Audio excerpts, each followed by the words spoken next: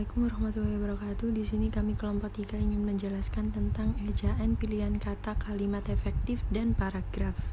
Perkenalkan, nama kelompok kami Elvina Dewertanti dengan NIM 094, yang kedua ada Rina dengan NIM 093, yang ketiga ada Trafeda Maudora dengan NIM 080. Yang pertama kami akan menjelaskan apa itu ejaan. Jadi, ejaan adalah kaidah cara menggambarkan bunyi-bunyi kata atau kalimat dalam bentuk tulisan, huruf-huruf, serta tanda baca yang distandarisasikan dan mempunyai makna.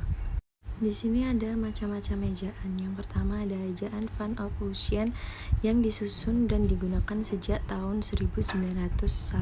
Kedua ada ejaan Shawandi yang ditetapkan tahun 1947.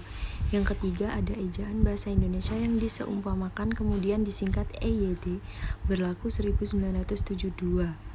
Di sini ada pilihan kata. Dan apa itu pilihan kata? Jadi pilihan kata itu merupakan kegiatan untuk memilih kata secara tepat dan sesuai dalam mengungkapkan maksud dan tujuan kepada penyimak atau pembaca baik secara lisan maupun tulisan. Selanjutnya di sini ada fungsi dari pilihan kata, yaitu yang pertama melambangkan gagasan yang diekspresikan secara verbal. Yang kedua ada membentuk gaya ekspresi gagasan yang tepat. Yang ketiga ada menciptakan komunikasi yang baik dan benar.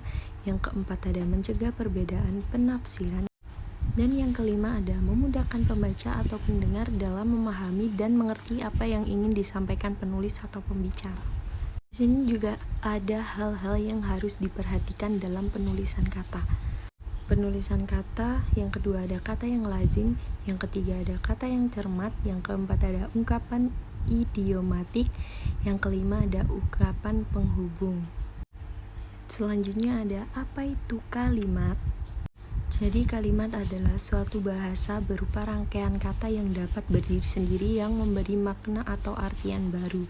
Kalimat juga disebut sebagai suatu bahasa yang digunakan untuk mengungkapkan suatu ide dan pikiran agar baik secara lisan maupun tertulis. Dan yang keempat ada paragraf. Apa sih paragraf itu? Jadi, paragraf atau alinea adalah suatu gagasan yang berbentuk serangkaian kalimat yang saling berkaitan satu sama lain. Jadi, nama lain dari paragraf sendiri adalah wacana mini. Gunaan dari paragraf sendiri adalah untuk menjadi penanda dimulainya topik baru dan memisahkan gagasan-gagasan utama yang berbeda. Juga ada ciri-ciri dari paragraf. Yang pertama yaitu berisi dari satu ide pokok yang akan dijelaskan dalam sebuah karangan. Yang kedua berisi beberapa kalimat topik. Ketiga, paragraf berisi opini penulis yang dinyatakan dalam kalimat penjelas. Di sini juga ada jenis-jenis dari paragraf.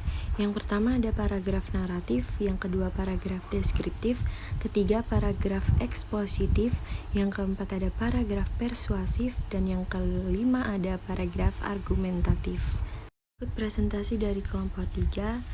Terima kasih.